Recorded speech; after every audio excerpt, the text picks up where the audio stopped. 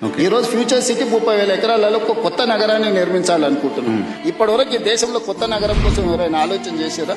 ఓ financial district అనో, knowledge park అనో, ఒక 400 ఎకరాలు 500 ఎకరాలు కాలనీలు కట్టిండ్రు. కానీ కాంప్రహెన్సివ్ ఒక సిటీ, న్యూయార్క్ సిటీతోనో, లేకపోతే జపాన్ టోక్యోతోనో, లేకపోతే సింగపూర్తోనో, సౌత్ కొరియాలో ఒక సిటీతోనో కంపేర్ చేసే సిటీ భారతదేశంలో ఎవరైనా నిర్మించారా? ఆలోచన చేసేది. సిటీ నిర్మాణం అనేది సాధ్యమవుతుందా? సిటీని ఒక ప్రభుత్వం నిర్మించగలుగుతుందా?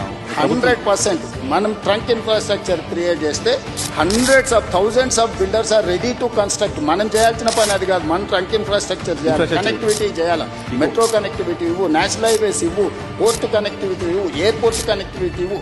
ఇది మాత్రమే ప్రభుత్వం చేయాలి. అంటే ఒక ఏరియాని ఇయర్ మార్క్ చేసి, ల్యాండ్ అక్వైర్ చేసి, ఎకో సిస్టమ్ మనం డెవలప్ చేస్తే సిటీలు నిర్మించడానికి, లక్షల కోట్లు పెట్టుబడులు పెట్టడానికి, దాన్నే వ్యాపారంగా మార్చుకొని సిటీని అభివృద్ధి చేయడానికి చాలా మంది రెడీ ఉన్నారు.